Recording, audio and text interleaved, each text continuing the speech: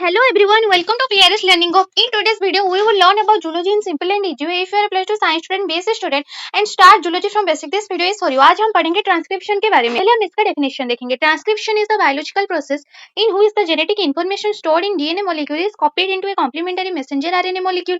Transcription एक biological process होता है। हमारे जेनेटिक इंफॉर्मेशन होता है वो हमारे डीएनए मॉलिक्यूल में स्टोर होकर रहता है। डीएनए मॉलिक्यूल को कॉम्प्लीमेंट करके एक आरएनए मॉलिक्यूल या एमआरएनए मॉलिक्यूल बनता है। It is the first step in protein synthesis. ये हमारा फर्स्ट स्टेप होता है प्रोटीन सिंथेसिस में। In eukaryotic cell transcription occurs in the nucleus. Eukaryotic cells में ट्रांसक्रिप्शन हमारे न्यूक्लियस में होता है। While in prokaryotic cell it occurs in the cytoplasm. जबकि प्रोकैरियोटिक सेल्स के साइटोप्लाज्म में हमारे ट्रांसक्रिप्शन होता है। Discovery The process of transcription was explained through the central dogma of molecular biology proposed by Francis Crick in 1958 में Francis Crick द्वारा propose हुआ था एक मॉलिक्यूलर बायोलॉजी। उसके अंदर एक सेंट्रल डॉगमा था जो कि हमारे ट्रांसक्रिप्शन प्रोसेस को फुली एक्सप्लेन करता है। Enzyme involved RNA polymerase it reads the DNA template strand and synthesise a complementary RNA strand. ये हमारे डीएनए टेम्पलेट को रीड करता है, एक कॉम्प्लीमेंट्री आरएनए स्ट्रैंड सिंथेसाइज करके बनाता है।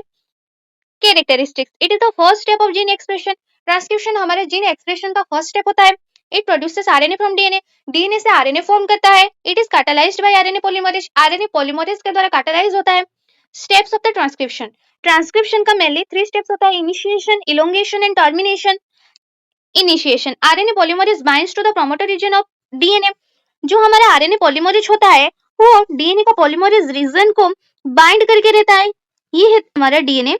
ये होता है प्रोमोटर सीक्वेंस। ये जो आरएनए पॉलीमरेज है ये हमारे डीएनए का प्रोमोटर रीजन को बाइंड करके रखता है।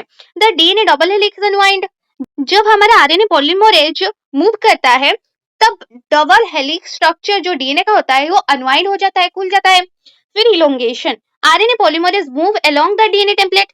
जो हमारा आरएनए पॉलीमरेज होता है डीएनए टेम्पलेट में मूव करता है। Complementary RNA nucleotide are added to form the mRNA strand. जो हमारे आरएनए न्यूक्लियोटाइड होता है वो खुद आपस के साथ जोड़कर एक आरएनए स्ट्रैंड फॉर्म करते हैं। In RNA A pair with U, A हमारा यू के साथ पेयर करता है, टी हमारा ए के साथ पेयर करता है, जी सी के साथ पेयर करता है एंड सी जी के साथ पेयर करता है। ये होता है हमारा pairs. Termination RNA polymerase reaches the termination sequence. जब हमारे आरएनए पॉलीमरेज से मूव करके टर्मिनेशन के साइट में पहुंचता है the newly formed mRNA is released.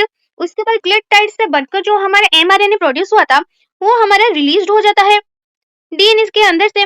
DNA unwind into its double helix structure. फिर डीएनए वापस रिवाइंड हो जाता है, फिर खुद के साथ जुड़ जाता है, कंप्लीट स्ट्रक्चर डीएनए फॉर्म्ड होता है।